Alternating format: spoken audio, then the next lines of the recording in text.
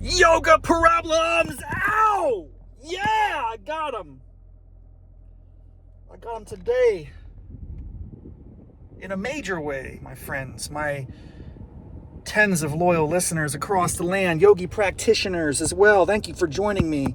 My goodness, I just endured an epic 90-minute session at OBX Hot Yoga. Yeah, it's real. This was called Barcan Vinyasa Flow 90. An hour and a half. That's like the length of a feature film. You know what I'm saying? You are getting destroyed. Jimmy Barcan. Wow. I mean, I'm blown away. And yes, I will confess, today was a rare opportunity to break out the contact lenses, my friends. Because, as you know, if you listen to this class or know me personally, I have very poor eyesight. The myopia is intense. I really got smashed with that dreaded deficiency. Oh, fuck this shit. I'm gonna somehow make it across the street. Whoa! This is the dangerous place, bro. I'm telling you, this Route 12 is a monster. You really gotta be on your toes. Oh, what a day. 90 minutes of intensity. Now, here's the thing.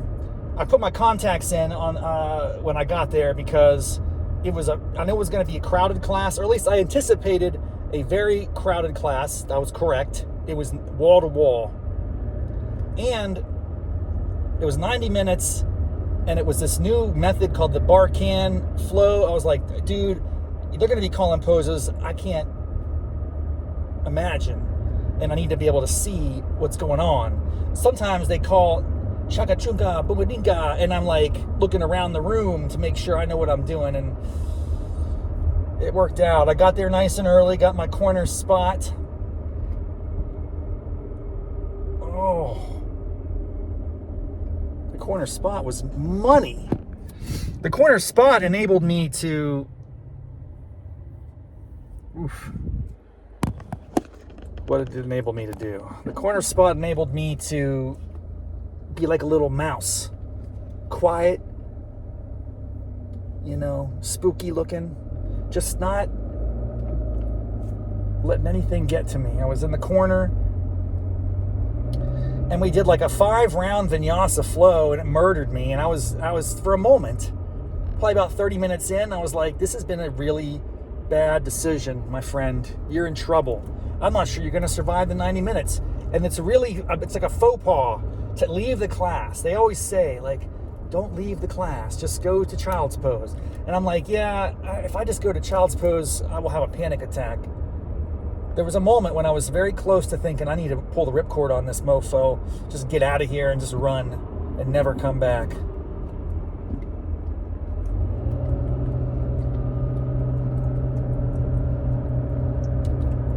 It was, it crossed my mind. I won't lie. Oh, seemed like not a good situation. It kind of started out very intense, and I was like, I can't keep this level of intensity up for 90 minutes. 30 minutes in, I was winded, I was trashed. I mean, my body was extraordinarily destroyed. We had done this like vinyasa flow that just builds on 5 rounds, and the rounds just keep building and building and building, and you're like, oh my gosh. It kind of reminded me of progressives. Remember those from high school? That's the last time I did a progressive, probably 10th or 11th grade gym class. If you're at the there's probably other words for them. I call them progressives, or at least the coaches I worked with did. You probably have a different name for it. But Suicides might be another way. They probably don't call them suicides anymore because that triggers people or something. So let's just call them progressives. But I don't know, that could trigger conservatives. Whatever. Everything's triggering. You should just come out of the womb and the doctor should smack you in the face and go, you're warned for life. Get used to it. Existence is going to be a biatch at times. Suck it up. Anyway, I'm doing progressives. A progressive is when you start the baseline of the basketball court and you go to the foul line. And you go back to the baseline. Then you go to the 3-point line or something. You go back to the foul line and the 3-point line, then back to the baseline?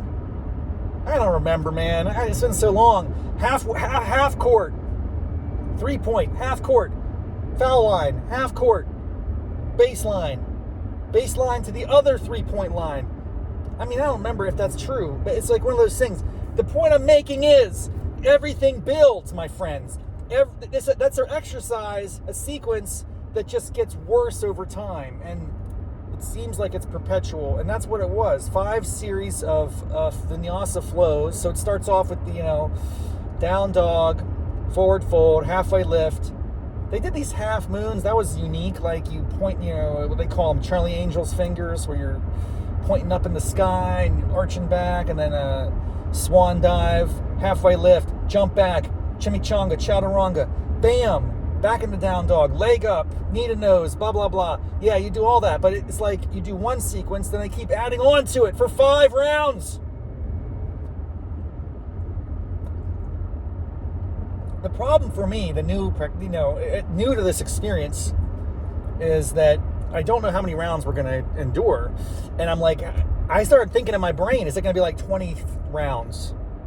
And it just continues to build and destroy me. So when it ended at 5, I was very happy. And then we did a standing series, which was pretty nice. After that first half of class, we did something I've never experienced before, which was kind of nice. We did a halftime shavasana, which is the corpse pose. That's like where you just lay down on your back and chill, and your brain goes off into outer space.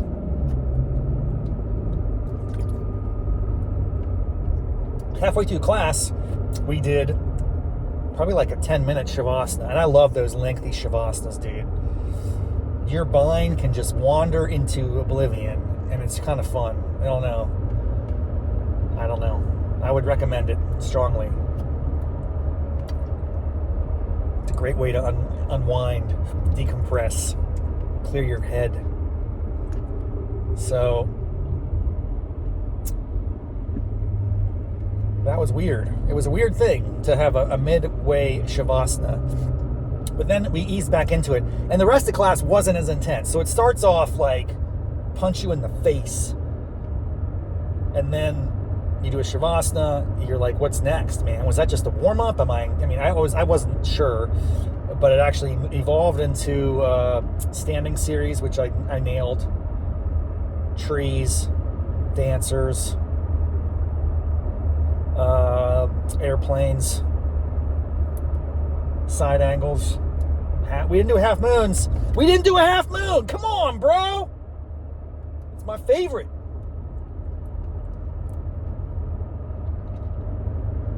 Half moon pie, man. That's the good stuff right there. I forgot. I gotta tell that dude, we didn't do it a half moon, bro. Let's get into that. And then what did we do after that? I can't remember. I was kind of, barely keeping it together, to be quite honest. I made it somehow. Oh my goodness. What a beautiful day. It's a Saturday in the Outer Banks of North Kakalaki.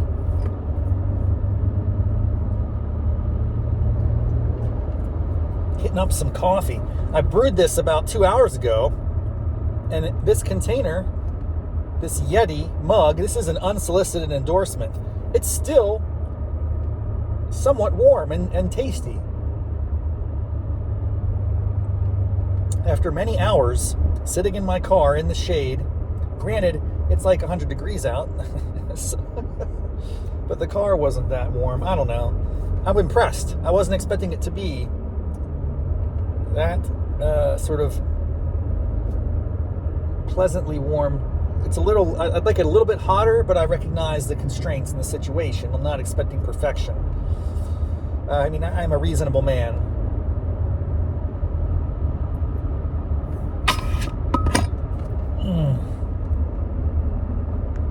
Oh.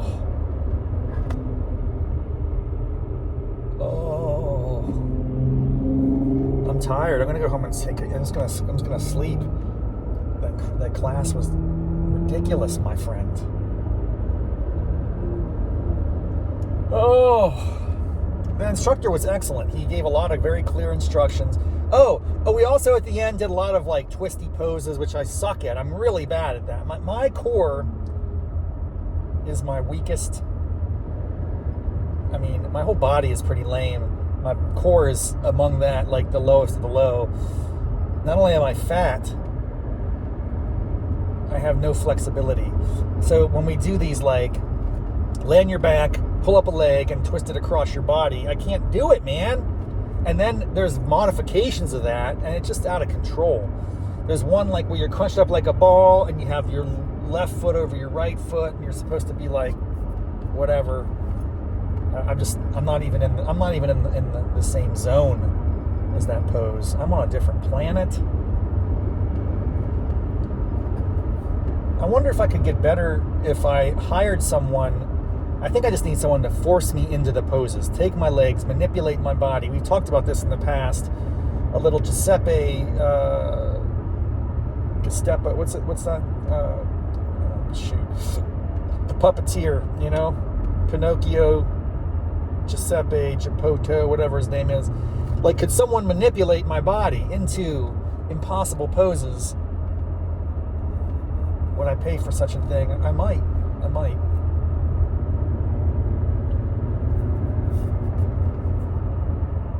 I wore the contacts today, as I was beginning earlier, to explain, because I want to be able to see what's going on. And I gotta tell you, this class, I don't know, it's probably because we're down by the beach. There are just people that are in redonkulous shape. And I'm like, I do not fit in this environment. But I don't care. I just acknowledge it and don't let it bother me. But I just know that I don't know, could I have the capacity to shape and transform my body into these, like, Adonis and what's the female version of Adonis? Adonis is a guy, right? A woman is like Venus. I'm talking about Greek gods and goddesses, bro. Let's go. Merman. Remember Merman from He-Man? Merman. He-Man, I'm coming to get you. Oh, yeah! Traffic time on Route 12. I know it's going to happen today because it's Saturday and I shouldn't have left the northern part of the Outer Banks, my friends. This is the lesson we will learn together. We will suffer in heavy traffic at 10:40 a.m. on a beautiful Saturday morning. I think what's going to happen is I'm going to get stuck here for a while. Maybe not. I think I'll beat it. It is definitely picking up. But I think what's happening is we have a lot of exiting traffic from the southern end of the island. And we have what I think I will encounter momentarily, a lot of incoming traffic from the next round of renters comes in on Saturday, a good chunk of them. And if you want to get here, you get here early, then you hang out at a bar until your house opens around 4 o'clock. Anytime after noon, you are deep doo-doo, man, if you're trying to get back into the northern part of the island, because you're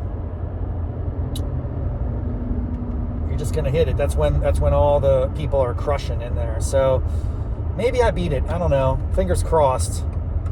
We're going to endure this together either way. I got the green arrow. Oh, no. As soon as I said I got the green arrow, it left. Oh, that guy ran a red arrow. You ran it, buddy.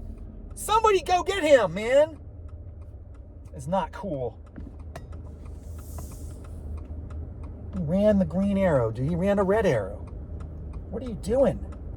Oh, there's a ton of traffic. There's so many people coming in the northern neck of the island.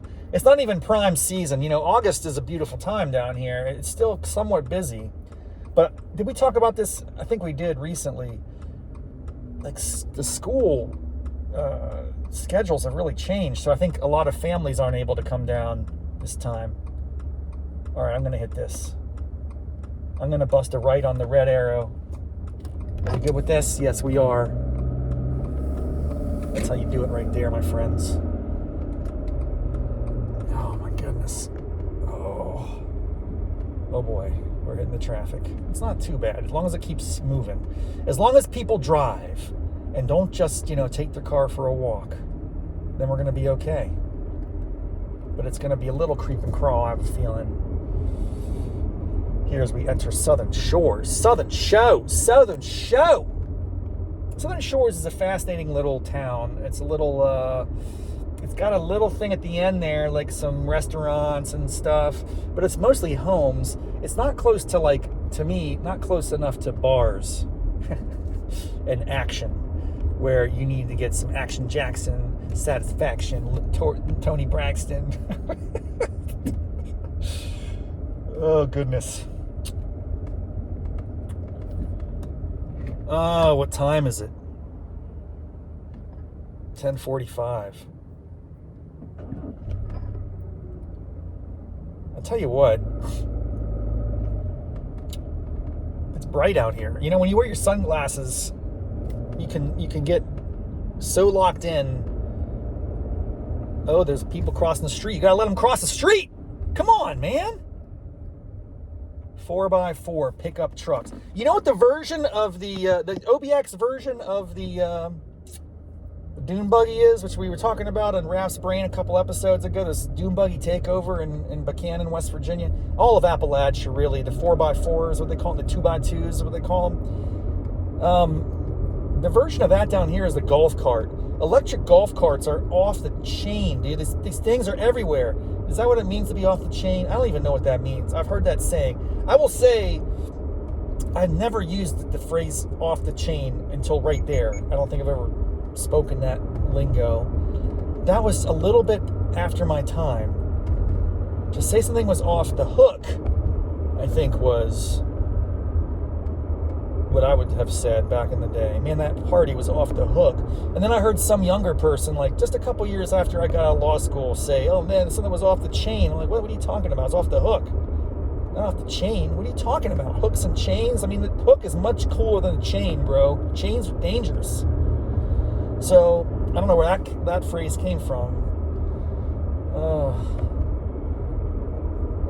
This is tough. I will confess, I'm not used to this long of a drive post hot yoga, and certainly not after a 90-minute torture session like that. I think getting out of the car is going to be very challenging. My muscles are starting to condense and atrophy. I'm afraid it's going to be a very ugly situation. Climbing stairs to get to the bedroom, crashing into the bed and trying to just let my body recover a little bit. Oh. I was worried I wasn't going to make it. I had a couple beers last night. I was like, I woke up this morning. I wasn't feeling it, man. I did not want to go, but I registered for the class. How often do you register for a class with all the best intentions?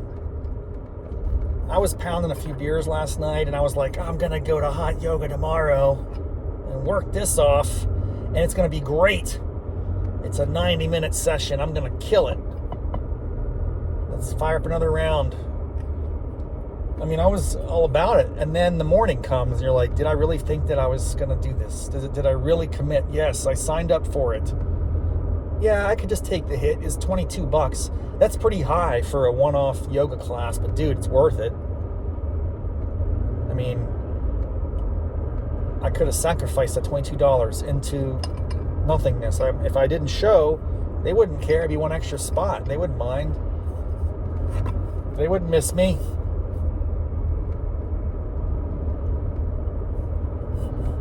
But I'm very proud of myself. I stuck through. And not only did I do that, I did some chores on the way over. This is the beautiful thing, folks, I'm telling you, because you cannot mess around. If you live in the northern part of Outer Banks, you don't want to be coming back too late in the afternoon or even mid-morning because the traffic's a little nutty. So I was ahead of schedule. I went to Walmart on the way to the hot yoga class to pick up a few items. Kitty litter, yes, the kitty's down here. Tripod, three-legged Leia's down here. I brought down the automatic cat box, which is the most incredible invention. I mean, I know people talk a lot about AI and GLP-1 or whatever. The automatic K litter box is pretty much, to me, a modern miracle. And it's so impressive that I cleaned it out and brought it down with me so Leia can continue to use it and I don't have to deal with much. It's amazing. So I had to get some extra K litter, and I had to get some Snack Attack, Cheez-Its, Doritos, Cheetos, probably. I think I got a whole variety pack, man. You know, I'm going to crush all that. Peanuts. Got to get the proteins in there. Little Mr. Peanut. The little dude with the monocle. Mr. Peanut has a monocle, doesn't he? Or does he wear glasses? Is this the Mandela effect? Does he not have eye attire? Is he wearing rec specs? How about like a sporty Mr. Peanut with a headband and Kurt Rambis style rec specs? I think that would encourage. They should do that around, the launch of the basketball season. Boom. Sales go up 30%. Thank you. Marketing genius Rob Raffety. At your service. I give it away. I just give it away. I give out my best material. I know the universe will come back one day and reward me for that. If I don't see Mr. Peanut with rec specs, a headband, wristbands, and spinning a basketball like the Globetrotters around March Madness season 2026, someone is sleeping at Switch, man, because I'm telling you, that would be a dominant campaign. Dominant.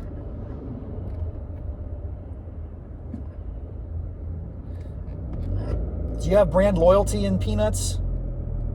Is there anything that competes with Mr. Peanut? I don't think so. That dude is Planners has locked the market down. We gotta get the FTC on. They're gonna do an investigation. It's got a monopoly status, man.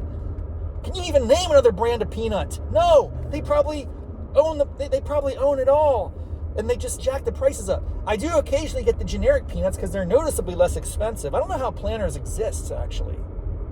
The only reason I got Planners today is they had an amazing deal. I'm such a sucker for those little yellow tags at the Walmart. Like, roll back, baby, is blue or yellow. I can't remember. It's like, roll back, woo! They have the happy face rolling back with the, is it pistol fingers or whatever? It's a little smiley dude pointing his finger at you, rolling it back.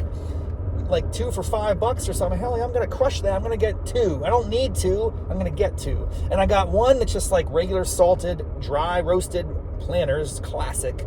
And another one that's called sweet and spicy. I'm like, only because the little happy rollback man is pointing at me, am I now going to give a little bit of experimentation, a peanut game? I'm going to try these salt and sweet and spicy, something like that.